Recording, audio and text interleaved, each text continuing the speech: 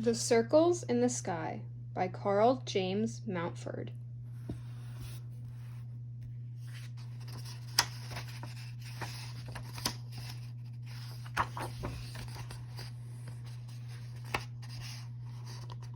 Fox ignored the bright light from the big circle in the sky and nestled down in his den after a night of hunting.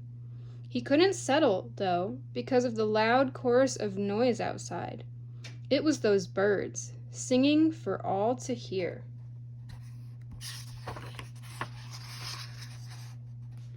But this song was not like their usual song. It was neither happy nor sad. It was different. Fox tramped out of his den and followed the strange morning song. He traveled across the rushing river, past the forgotten house, and through the woods, which had more stumps than tall tree trunks.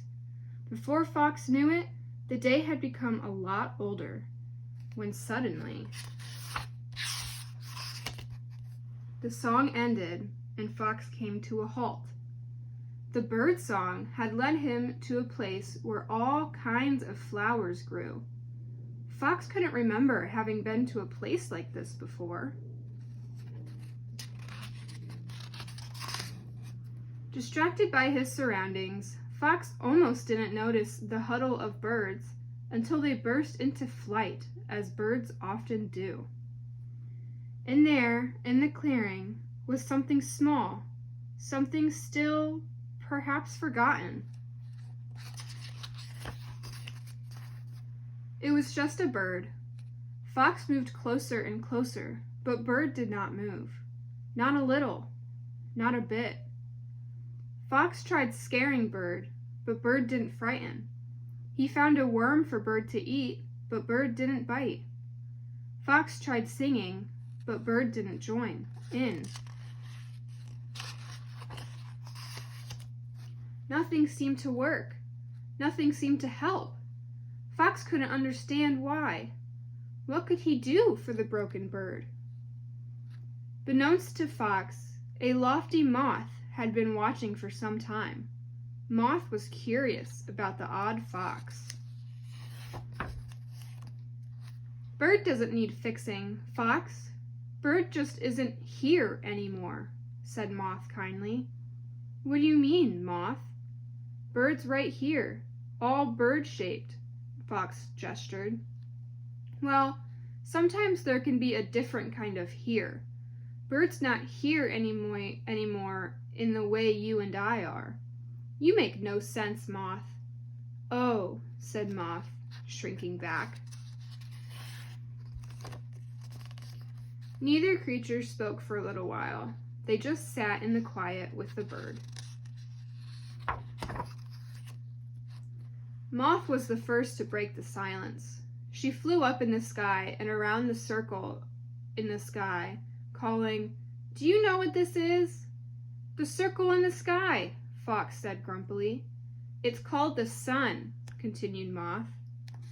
"When the sun goes down and the moon rises, the sun isn't here anymore. But because the sun is so bright, her light, even on the darkest of nights and no matter how far away, is reflected in the moon.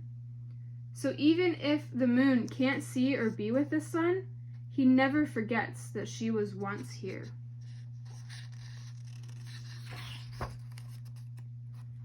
"But the sun rises again in the morning, Moth. Are you saying Bird will be back tomorrow?" Fox said hopefully. "No, Fox. Bird is not a sun, or a moon. It's just—" But before Moth could finish her sentence, Fox howled, "You're still not making sense. Stop talking about moons and suns. Just tell me the truth. Is Bird not here? Where is Bird?" "I was trying to be kind," said Moth. "Sad things are hard to hear. They are pretty hard to say, too. They should be told in little pieces." "Bird isn't here anymore because Bird is dead." Fox didn't know that word well, but he felt it. He tried to hold this strange feeling back. "It's okay to be sad," comforted Moth. And with that, a few tears escaped Fox's eyes, and he let them fall. The two creatures sat down in grief for some time. "I don't know why I cried. I barely know Bird," said Fox.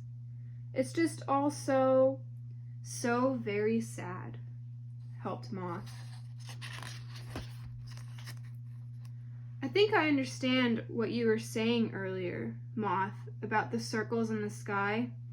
Even if they can't be together, the moon will always remember the sun. That's what I can do for Bird, right? I can remember him." "It's all we can do," Moth reassured Fox. "It's nice, Moth, that way of thinking," said Fox. "I like to think so, but I'm just a moth. A rabbit or an owl might believe something different." "What do we do now, Moth?" said Fox. "I can't just leave Bird out here all alone." "Bird will never be alone. The circles in the sky will watch over him. As for you, it's been quite a day, hasn't it? Perhaps it's time for home," said Moth.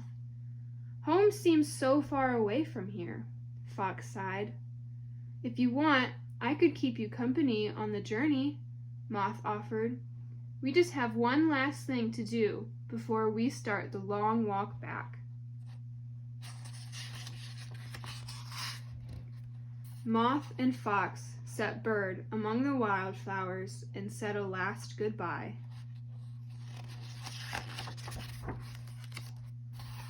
They strolled through the cut-down woodland that had space for something new to grow, past the forgotten house that was probably really loved once, and across the calm river that made soothing sounds. Rather than walk alone, the two creatures had each other for company, and as the dawn began to break, the birds were singing for a brave new day. The end.